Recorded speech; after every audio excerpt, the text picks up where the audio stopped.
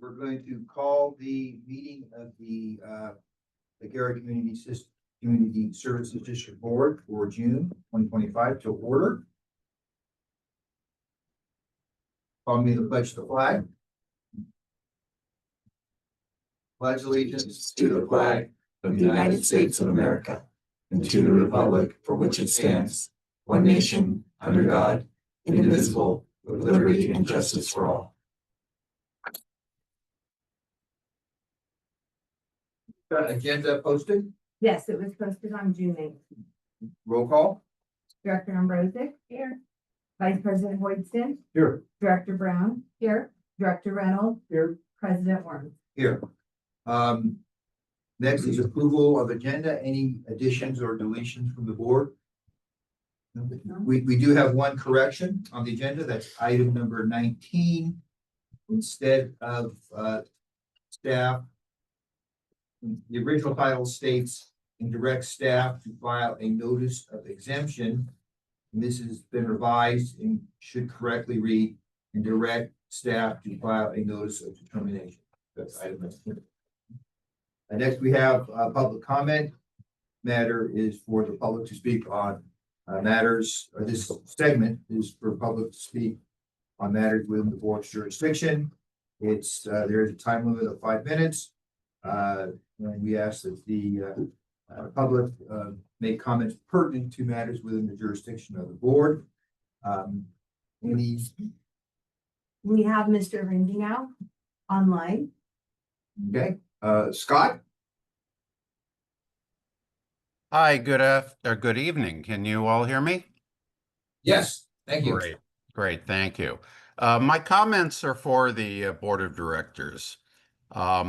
I'm not understanding why when President Worm admonishes the meeting attendees to not personally attack other attendees, and when Director Boyston makes an impassioned speech also calling for civility during ratepayer comments, Mr. Michael Schultz is allowed to, month after month, continue to make unfair, untrue, and insulting comments about other ratepayers without being stopped. I certainly hope it has nothing to do with the fact that Mr. Michael Schultz is President Worm's employer at the Arrowhead Woods Architectural Committee. Could you please explain the situation and where we're going from here? I can address that. You're incorrect about, or let me say, do you have any other comments or any other matters you'd want to be addressed? No, that's it. Thank you. So you're incorrect about Mr. Schultz being my employer. The Arrowhead Woods Architectural Committee has been a client of mine for over 30 years. So they're our client.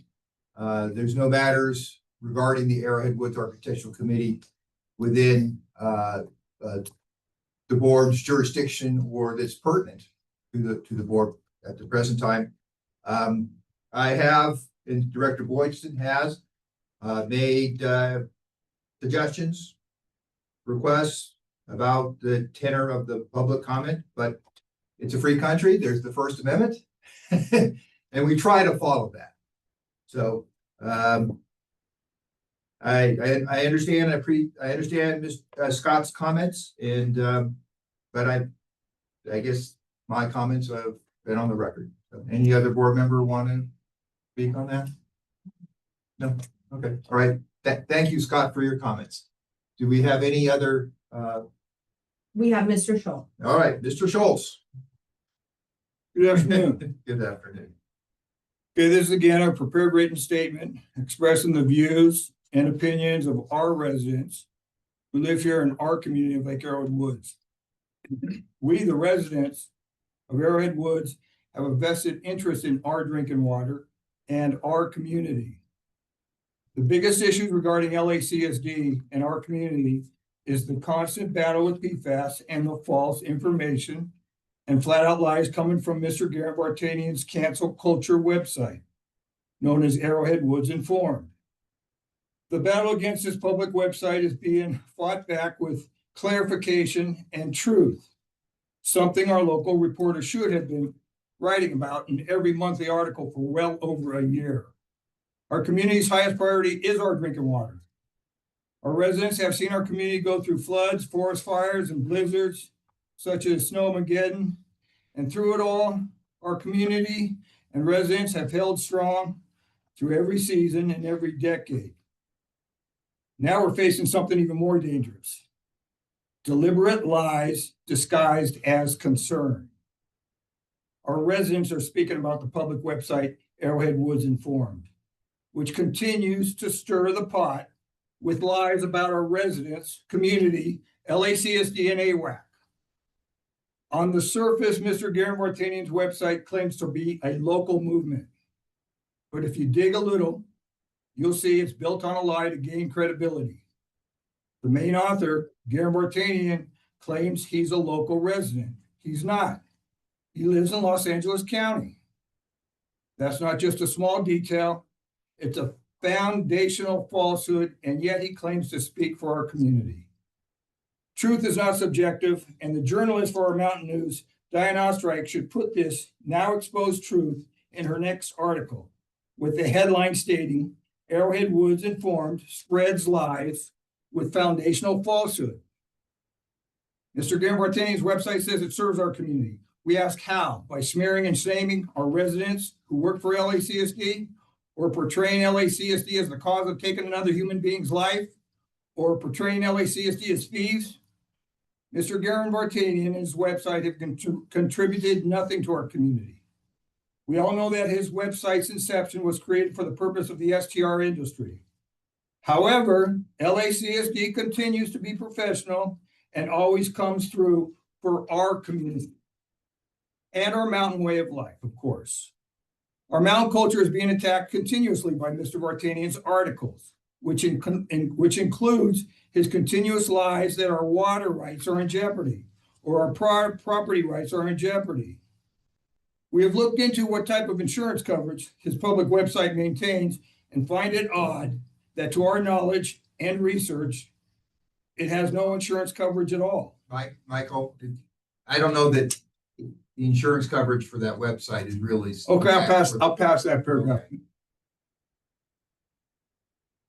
Day after last month's board meeting, the Los Angeles-based resident, Mr. Garen Vartanian and Ted Hike, requested 4 more public records from LACSD in a span of 7 days, still searching for some type of negligence from LACSD. We know he will find nothing, just as he has found nothing in the other 60 to 70 public records they acquired. Our residents are not buffaloed by this cancel culture king, and we thank LACSD for hearing our frustrations and opinions, and hope everyone has a happy and safe 4th of July here on our mountain. Thank you. Thank you. Any other public comments? Yes, Mr. Vartanian. Garen? Hello there. Hello. All right, so I got 3 questions here. If you want to jot them down, I know there's no back and forth anymore, and I'm going to just ask them in a series. So question number 1. The question that I have involves the SunPower bankruptcy that occurred in August of 2024. The solar farm project that you guys are going to talk about later on, there's some mention of SunPower. I'm gonna quote what you guys stated in your executive meeting from I think 2 months ago. So here's what the executive board minutes says. The other is renewable energy projects, of which the timing has been too long. For wastewater and the Hesperia Farm, SunPower filed for bankruptcy, and Ms. Siri has reached out to them several times regarding the equipment that the district has prepaid for. So my question number 1, SunPower filed for bankruptcy. Is LACSD listed as a creditor to the bankruptcy? Second question, what is the dollar amount of equipment that LACSD purchased from SunPower, and are you planning on getting that money back anyway? So that's my first 2 sets of questions. Second set of questions. There are 2 lawsuits that you guys discuss in your agenda that also relate to the solar panel farm. Lawsuit number 1, City of Hesperia versus Lake Arrowhead Community Services District. This is the first lawsuit from 2019. What is the total amount that LACSD has expensed on legal expenses for this litigation that went to trial and went to appeals? Is the amount over $500,000? If so, is the amount over $1 million? Here's my third question. LACSD, there was a second lawsuit, City of Hesperia versus Lake Arrowhead Community Services District, 2023. Same set of 2 questions. In this litigation, it went to trial, it went to appeals. Was the legal costs that LACSD incurred, was that over $500,000? If it was over $500,000, was it over $1 million? Those are my set of questions. And before you do a knee-jerk reaction and tell me that it's attorney-client privilege or it's confidential, these are litigations that have come to a conclusion. And under the California Records Public Act, ratepayers have a right to know how much the legal expenses were for litigation that has concluded. So those are my 3 sets of questions. Please let me know. I'm waiting. Thank you. All right, thank you. So question 1 was, So we'll address that go ahead, yeah. this is on the agenda, so it probably should have been asked on that item. So we'll have to defer until the item. Okay, but you can address those. I tried to write them down. Yeah. We can address those on your report. Yes. Okay, Garen, so we'll address those on Catherine's report, okay? Because that is on the agenda. Yes. We have one more. Okay, Mr. Height. right, Ted. Yes, can you hear me? Yes. I have decidedly not attended these meetings because I thought it was such nonsense to listen to what was being said by Mr. Schultz. Mr. Schultz may not be your employer, but he is one of your clients who authorizes your payments. So to say that you are not indebted to him for money is a height of hypocrisy, Mr. Worm. He is your client and he does pay your bills to AWAC by voting for them. I've sat here and listened to Mr. Schultz attack endlessly, and I've listened by recording to him attack endlessly Mr. Vartanian, to which I am extremely grateful for him having the patience and the integrity to sit and listen to what is absolutely nonsense. This man proposes to read a prepared statement, and as your client, you have access to that statement, and I suspect you know full well, but I don't know that you do, but I'm a relatively intelligent person, that you know full well what he's going to read if you don't know exactly what the written statement is. And if you don't know what the written statement is, and you're allowing somebody to repeatedly read one that libels both me and Mr. Vartanian, then you are not responsibly doing your job to protect all of the ratepayers of LACSD. Anybody who has any questions whatsoever about Mr. Schultz have only to ask him, because I can't do it here, how many of the current board members are full-time residents of Lake Arrowhead, or even Arrowhead Woods, because many don't even qualify for that. After answering that question, they also should ask of perhaps his counsel, or maybe of Mr. Schultz himself, exactly what the San Bernardino court records show, or his relationships to the San Bernardino court system, both civil and criminal. Ted, I think Now, we're now you're going to we're- stop me. you're going off of Once stopped him. the jurisdiction. What's not about the jurisdiction? What's your objection? Do you have Please stop anything the else? clock, because this man is now. Do you have anything else, Ted? Ted, do you have anything else? Yes, why are you stopping me? Because you're off the jurisdiction of LACSD. Do you have anything that's within the This jurisdiction? man just spoke against me. If he has if you have the jurisdiction to allow him to malign me, then I should have the ability to respond. Am I able to respond to If him? it's within the jurisdiction of LACSD, you can respond. If you don't have anything within the jurisdiction of LACSD, then Well, then would you strike everything that he said about me and Mr. Bartanian I as don't have. not being within the jurisdiction of LACSD? I don't have any authority to strike anything anybody says. Mr. Worm, You. you're a licensed attorney. It's amazing that you're allowing this to You happen. have All right. anything, do you have any other comments regarding? Yes, I that have a comment. I have a jurisdiction comment of regarding a LACSD? meeting which is being used to malign not only me, but to accuse me and Mr. Bartanian of not being residents. You're an attorney. I admire your abilities. You've managed to keep AWAC afloat for years. However, Mr. Worm, you know that the definition of resident includes me. It includes Mr. Bartanian. We are both residents. The term residence means that we have an abode, a temporary housing of some sort. For that matter, ALA lists us both as residents. We are residents. We are residents within the definition of San Bernardino. What we are not is full-time residents. There are temporary residents and full-time residents. To allow this man to claim and to sit up there as LACSD's president and being a licensed attorney to claim and get away with saying that we are not residents is an unbelievable misnomer.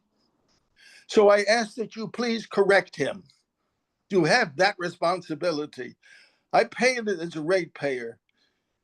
Please correct him on all of the misstatements. Thank you. Thank you, Ted. I think you've done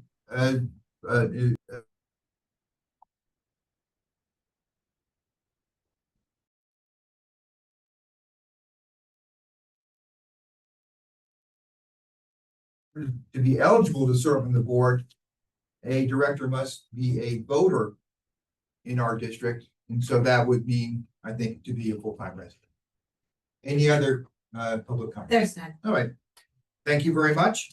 And next, we have the consent calendar. The following items are expected to be routine and non-controversial, acted on one time without discussion. We are going to have a roll call vote. Is there any person, a member of the public, who wishes to speak on the consent calendar? There's none. Okay. Any board members, additions or deletions to the consent calendar? No, all right. We have a motion to approve the consent calendar. Move to approve the consent calendar.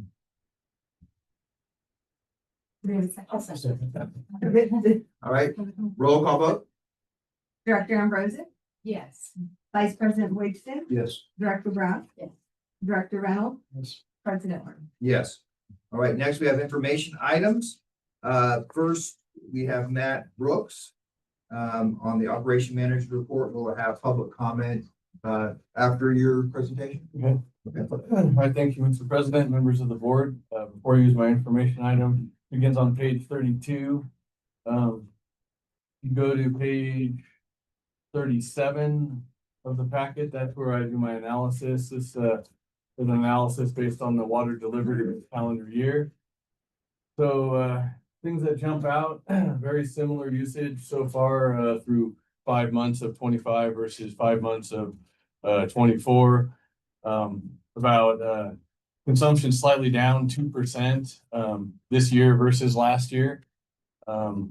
Lake draw is down this year somewhat, but that has to account for well production's up, and we've also purchased more clawwood this year versus last year at this point in time. And we began delivering recycled water to the country club last month, and deliveries for May are similar to what they were the year before. So those are the things that kind of jump out. If you guys have any questions regarding this report, I'll gladly take questions. Question, comment from the board? Public comment? Very good. Thank you, Matt. Next, Matt? Next is my PFAS update. Thank you, Mr. President, members of the board. This begins on page 38 of your packet. If you go to page 40, 39 is just the map that we include. Page 40 gives updated information or sample results that's gone on since last board meeting. So we have received some sample results. They are included in this packet and they're also on the website. They're included on pages 42 to 44 of this packet. That would be the required quarterly samples we take of Bernina raw and the 3 wells, top producing wells 2, 5, and 6.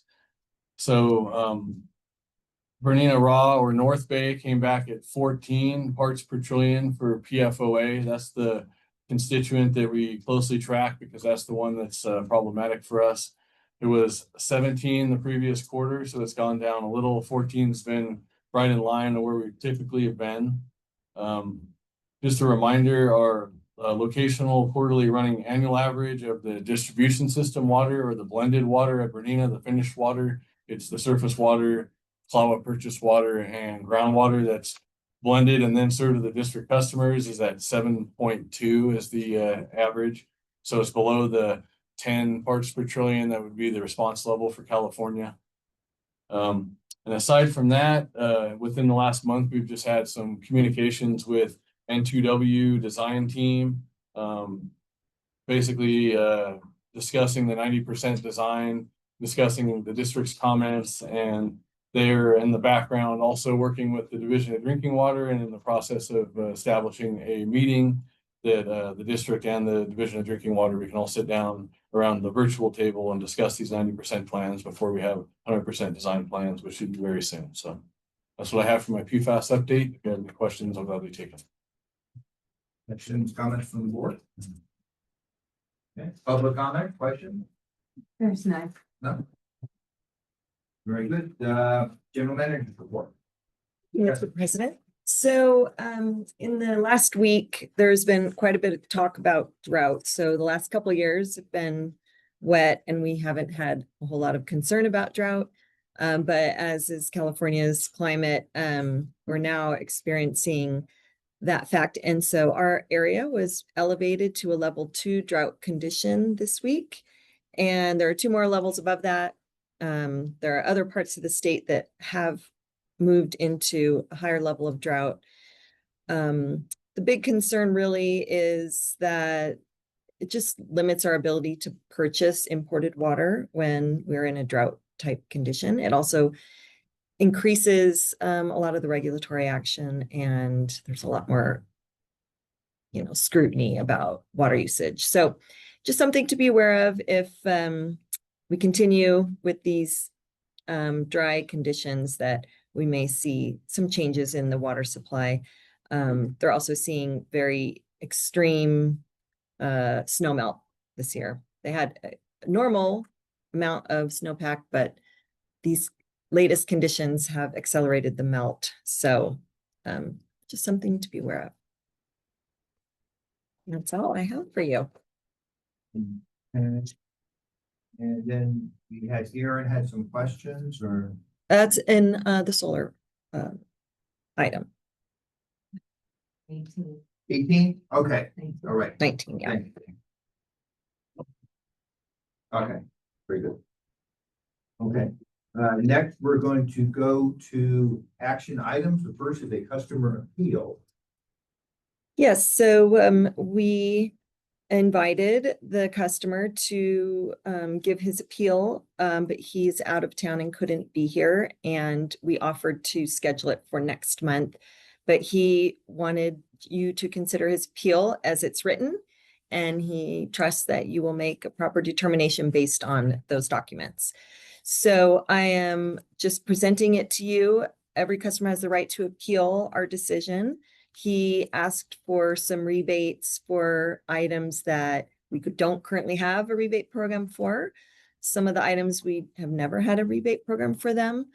And then he's also asking for some consideration for some leak reimbursement. So we did offer to reimburse him for the PFAS filter, even though it was before the time, but we were able, we offer him that. And then the extraordinary water loss credit is only one time. So we offered for him to have a credit on one of those leaks. Yes. So if the board would like to change that determination, that is for you to consider. Do you have any public comment? There's Questions, comments for the board? I think it's, well, we spoke about this before. It's At executive committee, we did talk Yeah. about it. what came up. That being said, it's because, we're responsible for being good with the money, ratepayers. We can't just pay for anything anybody puts in. I think it's very fair what you figured out as to pay for it. So it's just my opinion. Right. Any, want to make a motion, Steve? Sure. I move that we approve the what would I phrase that? The determination by our staff, Rebates and, whatever the staff figured out as far as rebates and one time. I think it's the PFAS filter, the shower head, and the one-time exemption. That's what we're gonna. I move that we accept. I'll second. All in favor? Aye. Okay, thank you very much. Thank you. All right, next we have number 16, which is the public hearing to adopt the annual wastewater fee services. Direct the general manager to file a report with the San Marino tax collector. Catherine? It's mine. but- Okay, oh, sorry, John. No problem. Okay. Start, if you could. Do I start? The script. Okay, all right.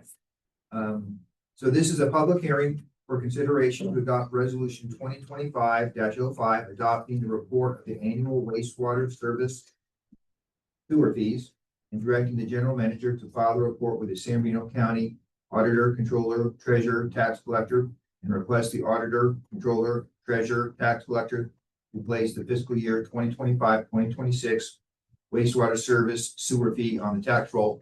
Do something we do every year. Okay, all right, John. Thank you, President Worm.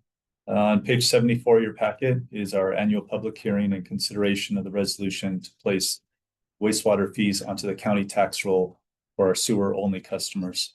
As you know, there's approximately 2,300 district customers that receive only wastewater services from us. And because the residential sewer is charged is charged a fixed monthly fee, we elect to have these fees placed on the county tax roll. This allows the district to save on the costs associated with over 27,000 monthly bills that go out each year. As you said, we do this each year and it works well. So with that, I'll answer any questions. President Worm, maybe announce the Right. public hearing. Okay, so Thank the you. public hearing is now open. Okay. Okay, and board secretary, can you please provide the statement as to the proper notification of the public hearing and the statement and to its purpose?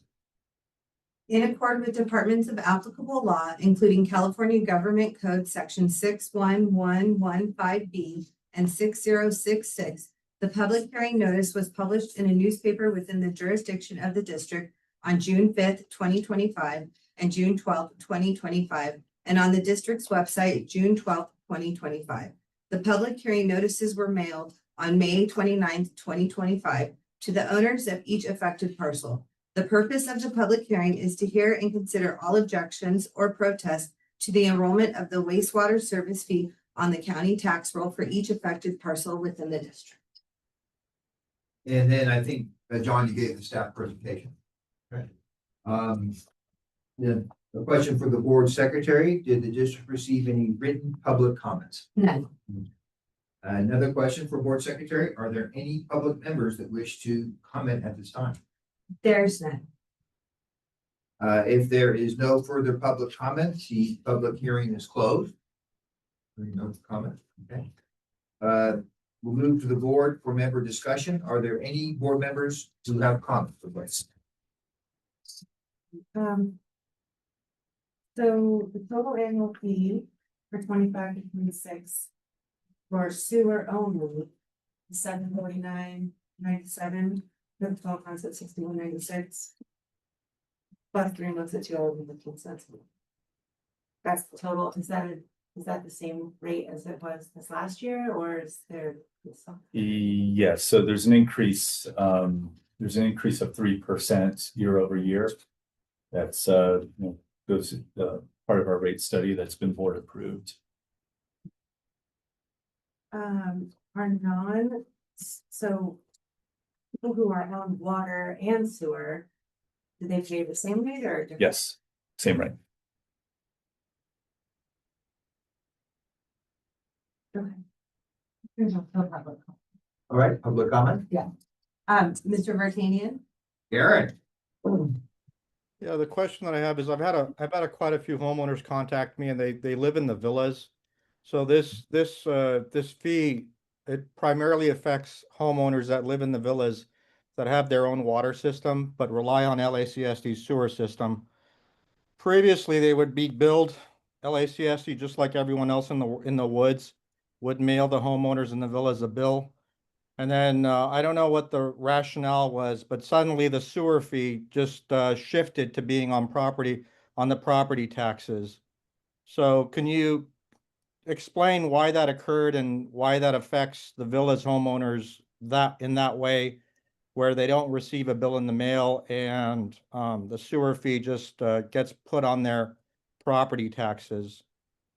Why is that not happening in the woods, for example? And what makes the villas so special where they get this extra LACSD fee on their property taxes? Because it used to not be like that. So what led to that change affecting the homeowners in the villas? Is that all your question? Yes. Okay, thank you.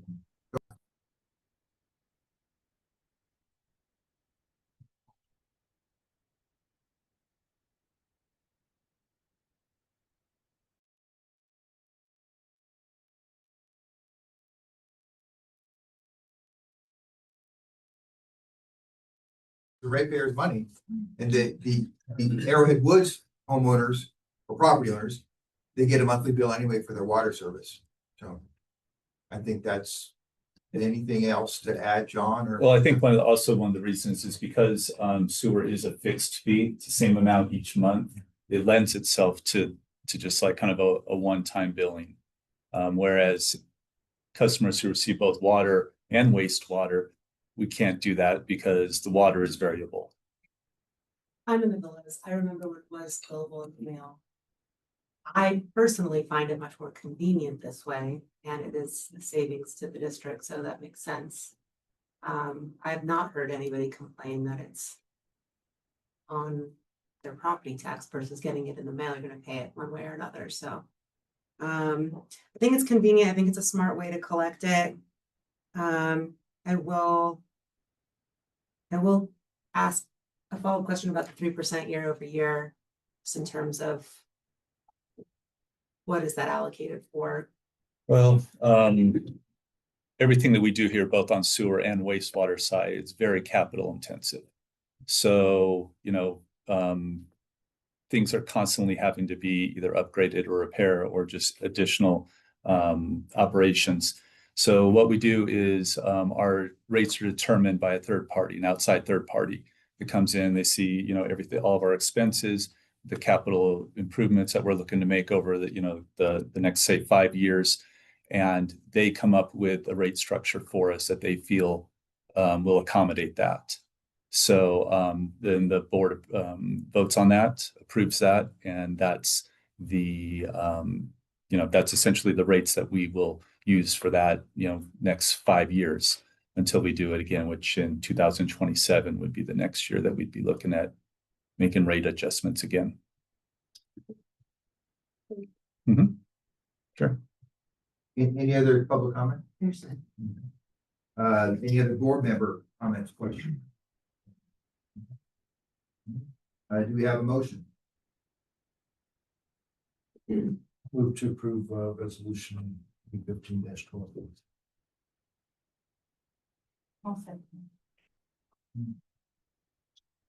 And this is a roll call vote. All right. Director Ambrosi, Yes. Vice President Boydston. Yes. Director Brown. Yes. Director Reynolds. Yes. President Warren. Yes. The motion is approved. Thank you. And next we have item number 17, which is consider a proposed ordinance for cross-connection control plan to comply with the State Water Resources Control Board. Nathan.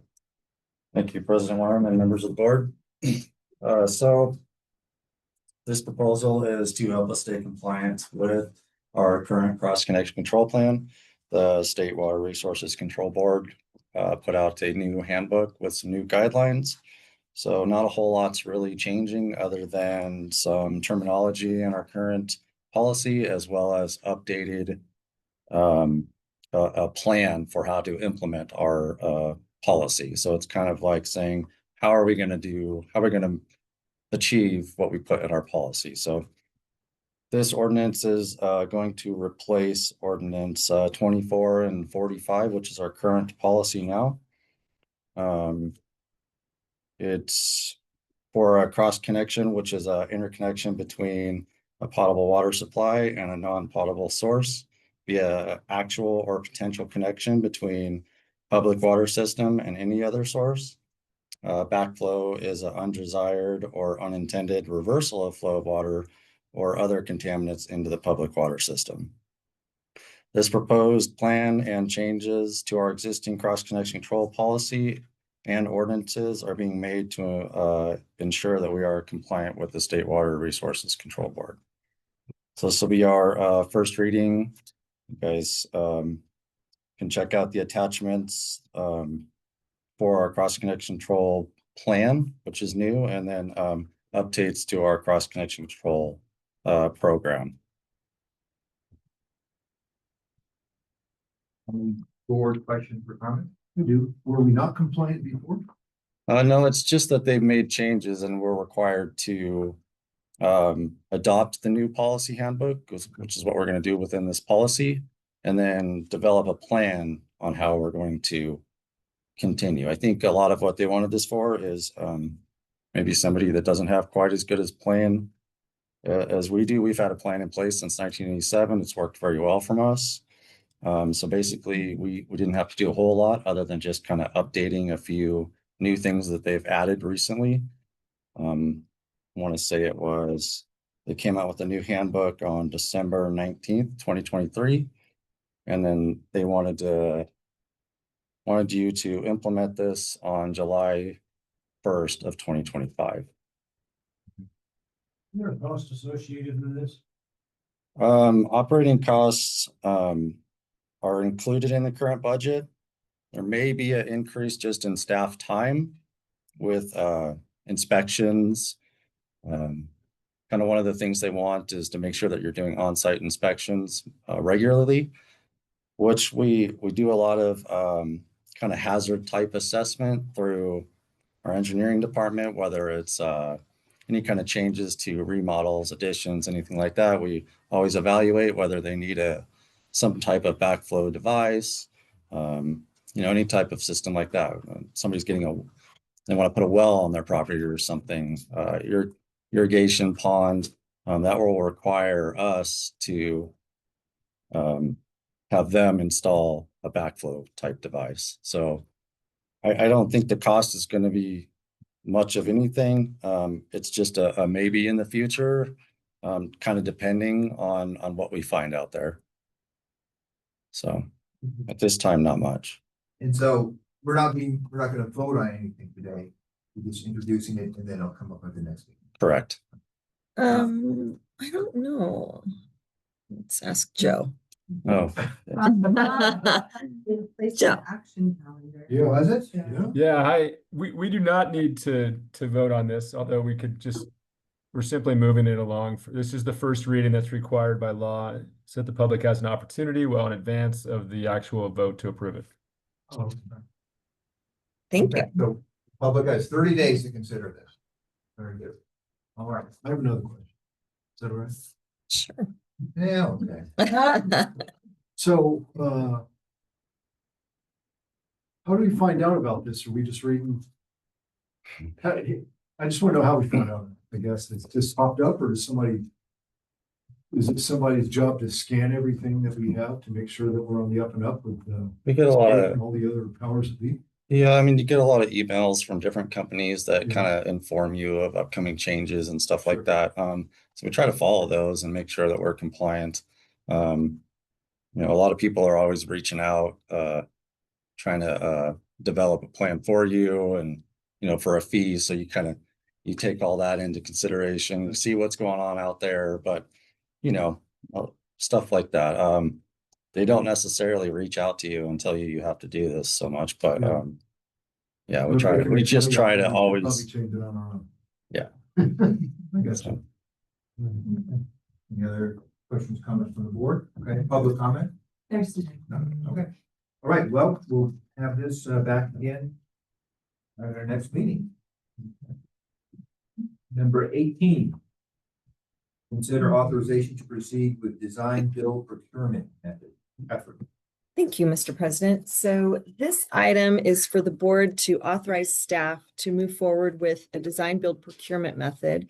And this is specifically something we want to do to try to expedite our slip lining project. So we have about 20 miles of what we called old sewer that we would like to slip line in as expeditiously as possible, because our current method is we do a design and then we bid it and then it gets done. But that process is taking a long time. And so if we can use the design build process, I mean, it's just a way that we could hire a contractor to do a certain amount of linear feet per year and just go out and do the slip lining for us. So we just need authorization to put the bid out there in this manner. And then once you put the bid out, then the contractors will come in and bid on the project. Yes. And it'll be before the board. And then we'll bring it to you. Yes. So we're not voting on any specific contract. No. We're just authorizing the staff to proceed with this procedure, which will hopefully expedite and save some money. Yes. And is the determination of whether or not we're following this, the fact that we spent $900,000? Or do they actually come in and make sure that this is being done correctly? So this is a good question. So in accordance with our INI CDO is what you're referring to. I think that we could get more linear footage done for less money, but more than anything, we'll get it done sooner. Yeah. I think what we discussed at the executive meeting, committee meeting, was that if we continue bidding it project by project, it's going to take us a lot longer than we would like to. And the age of some of our wastewater pipes is such that we want to get that done sooner rather than later. Yes. And I think you're playing that down because the time saved was, correct me if I'm wrong, Catherine, I remember this, 30 years compared to possibly 30 years of work compared to 6 years. That's what our plan is. We're hoping that's how a it'll lot work of out. savings in time. Mhm. I don't think I'll be here in 30 years. I don't.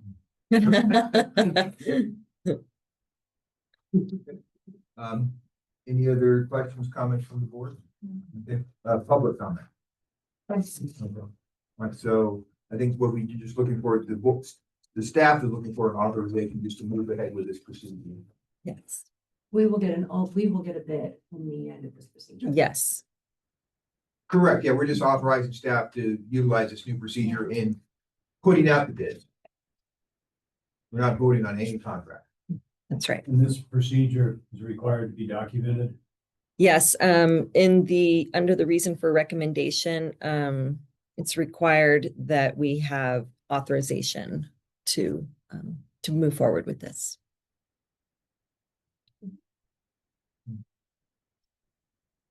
I think we do it. Is that a motion? Sure, I moved All right.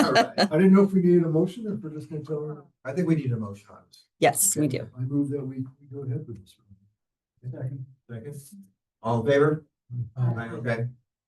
All right, very good. Okay, thank you. Start the work. Okay. And then we have action item 19, which is Darren noted, a long pending project that's cost a lot of money, but I think is definitely worth it in the end. Yeah. Thank you. So as you are aware, the district owns 350 acres down in Hesperia. It's already, it's flat, it's a perfect location for solar. There's really good solar radiation in that area. So for about 10 years, we have been attempting to put solar there because we spend about $900,000 a year in electricity. And we can reduce those costs by 24%. This project would cost $3.7 million with annual maintenance of $17,000. We have $3.5 million included in the budget for it. As you know, we have had some challenges. We've been, like I said, 10 years in the making. We think that we have surpassed those challenges at this point. So we put it out for proposal. We received 4 proposals. 3 were for like an owner-owned facility that we as the district would own and receive the full benefit of the credits. We did get 1 other proposal for a power purchase agreement. It's a little different where the installer owns the equipment and then we would receive a lower, it's just no upfront cost. So after reviewing the proposals, BBK also reviewed the proposals. We are coming forward with a recommendation for the Staten proposal. If electricity only increases by 3% per year, after the cost of the project, we'll have a return of $5.3 million. We as the district have seen increases over the last 12 years, an average of 12%. So if it continued in that way, I'm not saying it will, but the return is much greater, obviously. So I submit this to you for your consideration. This is the item that we mentioned we needed to make a correction, that we would not be filing a notice of exemption. It would be a notice of determination.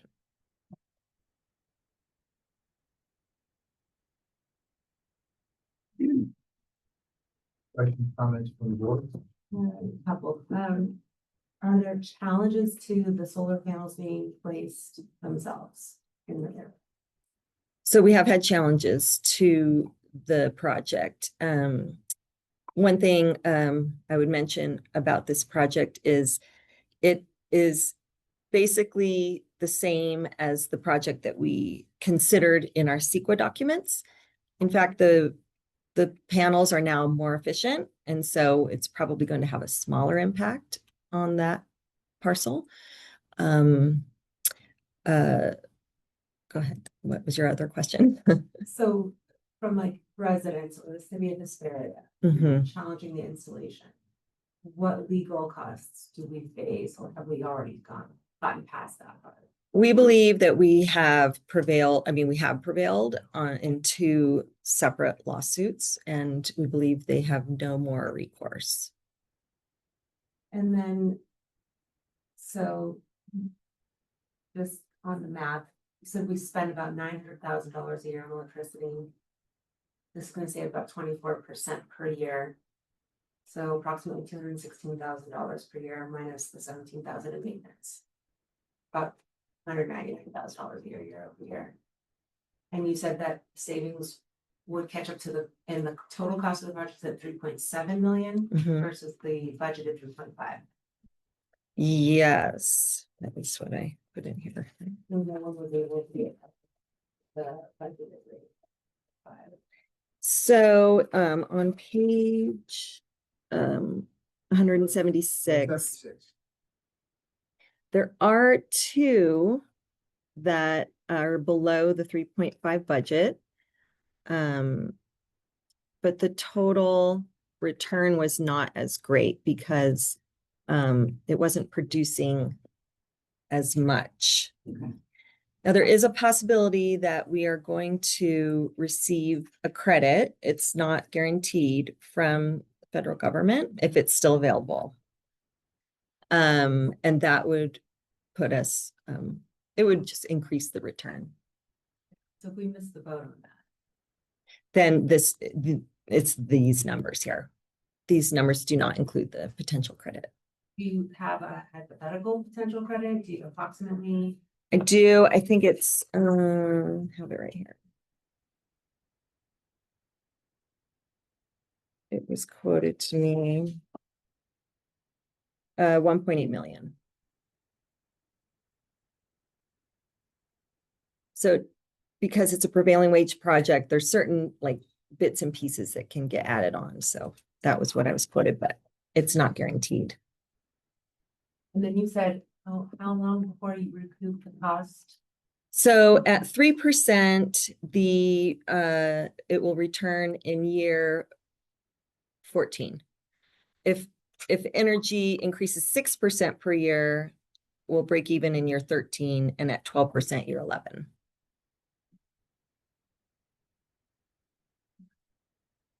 Is that $17,000 in maintenance a realistic figure for? It is the contract they offered us, and I think it's for 3 years. Did I put it in here? With a CPI increase. Is that maintenance compared as current cost? So, I mean, currently we don't have any solar, but we did compare it to other companies. We could go outside and it's in the market.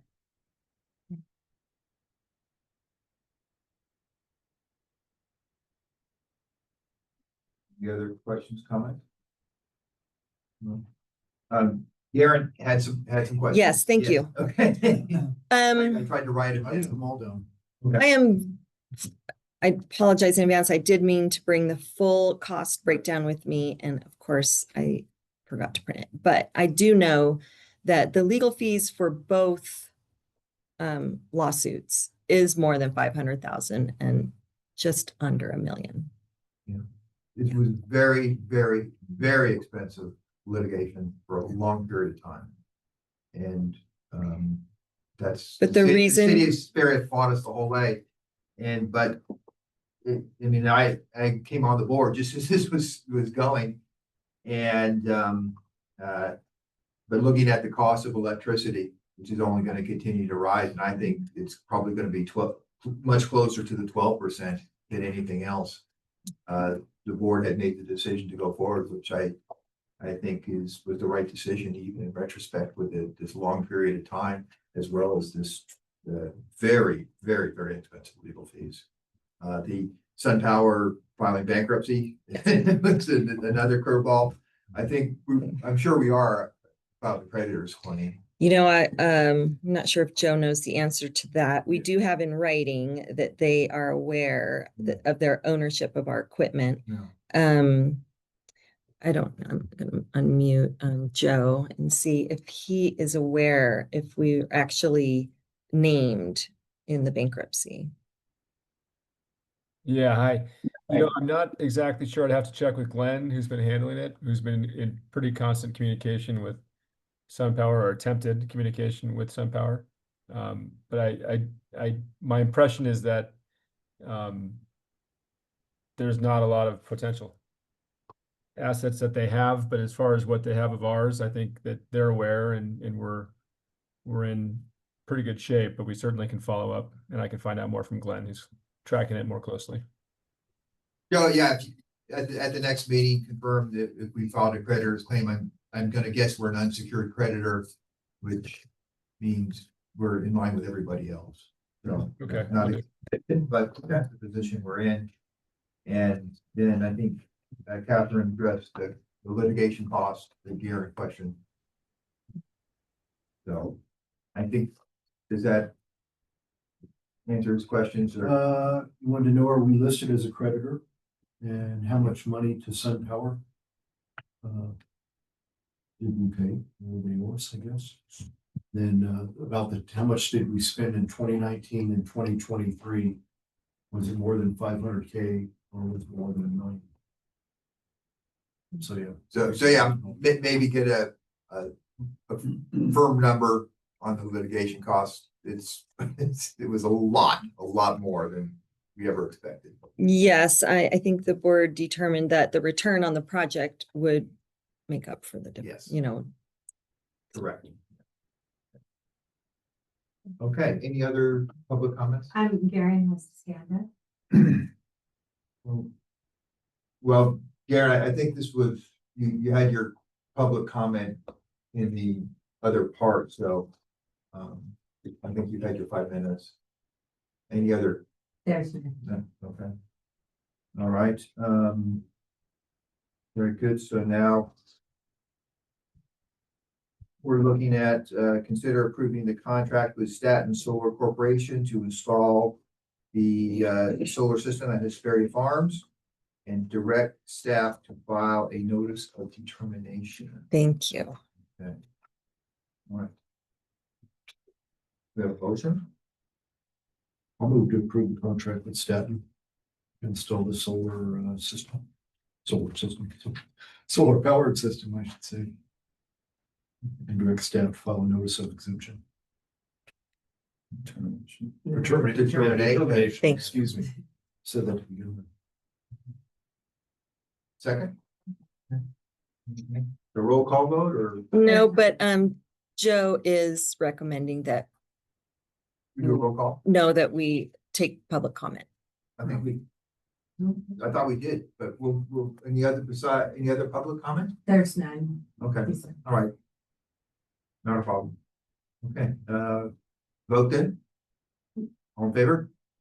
Aye. Aye, okay, the motion is, the contract is approved. All right. Any other board member meetings you want to go to? I didn't. Go ahead, I have something. Okay. A question. Okay. From something previous. Okay, under comments?